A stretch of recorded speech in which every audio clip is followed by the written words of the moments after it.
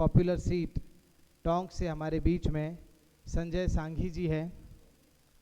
संजय सांघी जी हमारे बीच में हैं। उनसे निवेदन करूंगा कि वो मंच पर आएं और संजय सांघी जी के साथ सवाल जवाब करेंगी वर्षा उपाध्याय। तो संजय जी से और वर्षा दोनों से निवेदन कि मंच पर आए, अपनी सीट ले और सवाल जवाब का जो सिलसिला है वो शुरू किया जाए। तो फोकस भारत की नई थीम है न्यू राजस्थान। तो राजनीति में जो नए चमकते सितारे हैं उनका इंटरव्यू, पत्रकारिता में जो नए उभरते चेहरे हैं उनकी तरफ से किया जा रहा है। तो एक नया इनिशिएटिव किया जा रहा है। तो संजय सांघी जी और वर्षा उपाध्याय।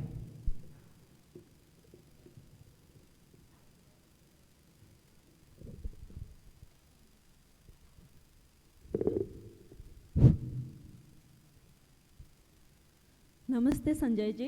नमस्ते मैडम। राजस्थान इलेक्शन कॉन्क्लेव 2023 में आपका बहुत बहुत स्वागत है। मैं सीधा सवाल पर आती हूँ। अगर पार्टी आपको टिकट देती है तो आप किन मुद्दों को लेकर आना चाहते हैं जनता के बीच में?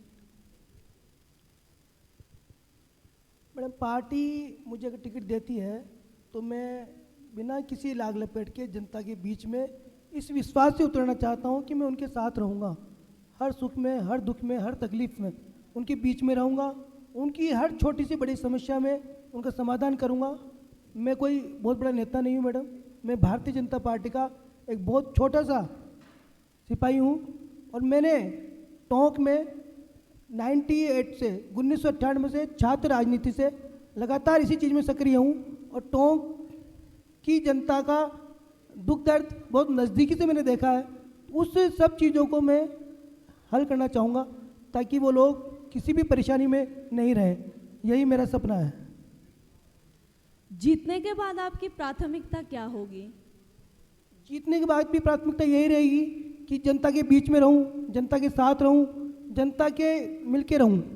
और जो छोटी छोटी समस्याएं उनको वहाँ आ रही है, आज भी हमारे यहाँ का आदमी किसी से अपनी तकलीफ नहीं कह सकता। पुलिस प्रशासन नाजायज़ रूप से कई बार हम देखते हैं कि नाजायज़ रूप से परेशान कर रहा है। रोज़गार की वहाँ बहुत कमी है। शिक्षा के लिए कोई बहुत अच्छी व्यवस्था नहीं है। चिकित्सा की स्थिति में लोगों को अभी भी धक्के खाने पड़ रहे हैं।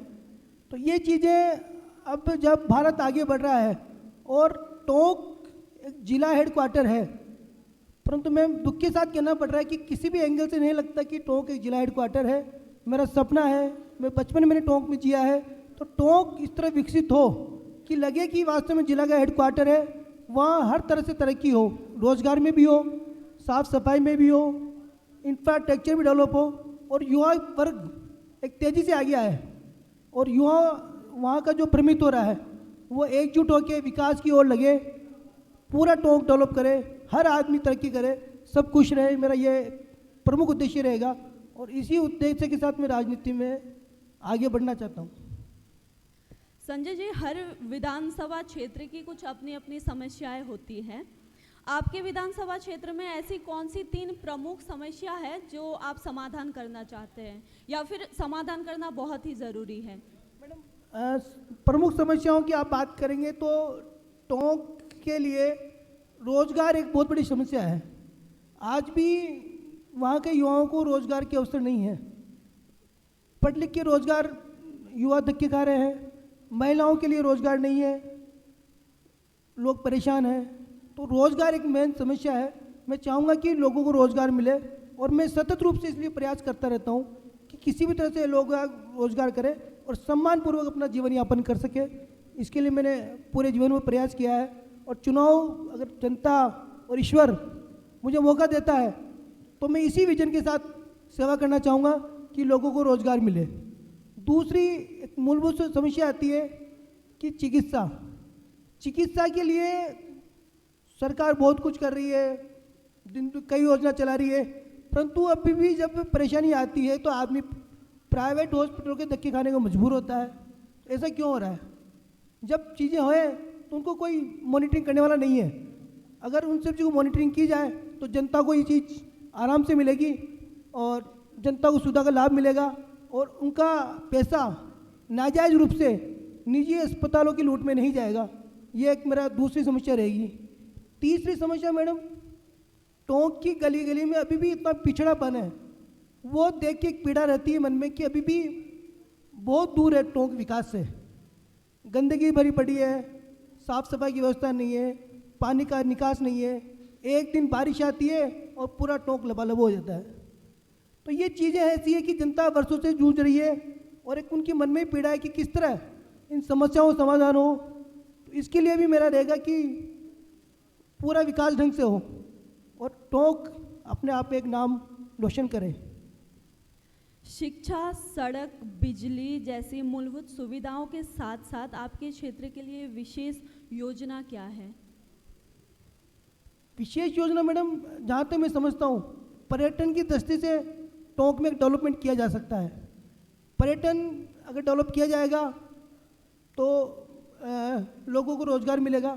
इसके अलावा हमारे यहाँ स्थानीय कई रोज़गार चलते हैं, नमदा हुआ, इस तरह इनको डेवलप किया जाए तो इससे भी लोगों को विकास मिलेगा। और इसी तरह से नई नई आयाम वहाँ स्थापित किए जाए। हाई टेक टोंक, नया टोंक, एक मेरा सपनों का जो टोंक मैंने सोचा हुआ है कि हर आदमी खुशहाल रहे, वो एक मेरी रहेगा। संजय जी, भ्रष्टाचार एक शब्द है जो अपने आप में एक बहुत बड़ी समस्या है। क्या आप भ्रष्टाचार मुक्त विधानसभा क्षेत्र बना सकते हैं, बना पाएंगे? मैडम, भ्रष्टाचार, आपने देखा भ्रष्टाचार क्यों होता है? मुझे कोई काम कराना है, मेरी कोई सुनने वाला नहीं है, तो मैं मजबूरी में उस काम को ले दे के कराऊंगा। अगर मैं वहाँ रहूँगा, उसकी जनता को समस्या होगा तो इसका अवसर ही नहीं आएगा। आज जनता की कोई सुनने वाला नहीं है, जनता किससे गए? ये मजबूरी में भ्रष्टाचार पनपता जा रहा है। अगर आदमी वहाँ रहेगा तो अधिकारी सतर्क रहेंगे, भ्रष्टाचार का नाम ही नहीं रहेगा। क्यों करेंगे भ्रष्टाचार? बिना पैसे के जनता का काम होगा। अभी जो लूट खसोट मचा रखी है अफसरों ने, ये तुरंत बंद होगी। अक्सर हम सुनते हैं जब सरकार बदल जाती है तो योजनाएं भी बदल जाती है या तो फिर बंद हो जाती हैं। इस विषय पर आपकी क्या राय है? सरकार बदल जाती है, योजनाएं बंद हो जाती है, ये एक ऐसी चीज़ है। योजना आप देखेंगे 100 योजना चला दी, जनता को 10 का लाभ नहीं है। आप योजना कम चलाइए पर जनता को लाभ तो मिले ना। आप सिर्फ नाम पलट रहे हैं, पहले क्या नाम था, अब क्या नाम हो गया, आगे क्या नाम रहेगा, इनसे कोई फ़ायदा नहीं है। आप भले 5 योजना चलाइए। अभी सरकार ने योजना चलाई है कि जनता को फ्री राशन मिलेगा। उस राशन की क्वालिटी आप देख लें तो आदमी तो क्या, जानवर भी नहीं खा सकता उसको। आप क्यों खिला रहे? मैंने पूछा पब्लिक से, भाई क्या हुआ, तो भाई साहब नहीं देते। इससे तो नहीं देते ना। आप सिर्फ नाम रखने के लिए, वोट बैंक के लिए राजनीति कर रहे हैं, योजना पे योजना चला जा रहे हैं, मॉनिटरिंग किसी की नहीं है।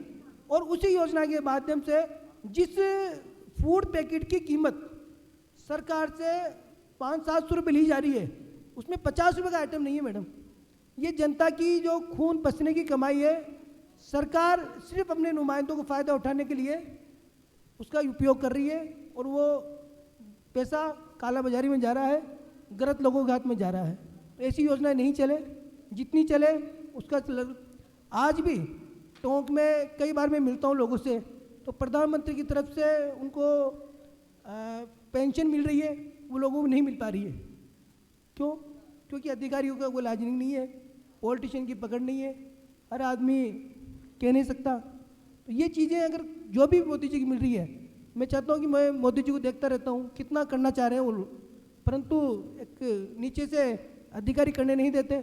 मुझे अगर अवसर मिलता है तो इस कड़ी को कड़ी जोड़ते हुए मैं जितनी भी मोदी जी की योजना चल रही है उनका एक बार इम्प्लीमेंट हो जाए, उसके लिए मेरा पूरा प्रयास रहेगा और भारत डेवलप हो।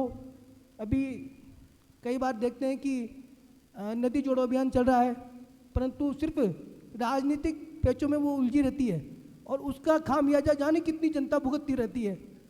मुझे अगर इस तरह अवसर दिया तो मेरा पूरा ये रहेगा कि जो जनता के हित में है और जो जनता को चाहिए उसके लिए मैं रात दिन संघर्ष करूँगा मैडम, फील्ड में रहूँगा और प्रयास करूँगा। यही मेरा जीवन का उद्देश्य है। बहुत बहुत शुक्रिया संजय जी। आपके साथ इस सवाल जवाब का दौर मैं यहीं पर स्थगित करना चाहूँगी, समय की पाबंदी को ध्यान रखते हुए। बहुत अच्छा लगा आपसे बात की और आपने हमारे दर्शकों के बीच आपकी बातें साझा की यहाँ पे। बहुत बहुत शुक्रिया आपको। हम आशा करते हैं कि आपको बहुत जल्द हम विधानसभा में देखेंगे। बहुत बहुत शुक्रिया। थैंक यू मैम, थैंक बहुत यू। धन्यवाद संजय सांगी जी। मैं टीम से निवेदन करूंगा कि संजय जी के लिए केक लेकर आए और केक आप कट करें। संजय जी, बहुत ही बेबाकी के साथ आपने अपनी बात रखी और आपने बताया कि किस तरह से डबल इंजन की सरकार है वो कामयाब हो सकती है। आपने मोदी जी की जो योजनाएं हैं, अगर आपको मौका मिलता है तो उसको किस तरह से आप धरातल पर उतारेंगे उसको लेकर आपने विस्तृत चर्चा की। इसके लिए बहुत बहुत धन्यवाद। हम चाहेंगे कि आप एक केक कट करें। बैठ के कीजिए आराम से। मैं कविता जी से भी निवेदन करूंगा कि वो मंच पर आए और केक कट सेरेमनी का हिस्सा बने। और संजय सांगी जी जो कि बहुत ही पॉपुलर विधानसभा सीट से आते हैं, टोंक विधानसभा क्षेत्र है इनका।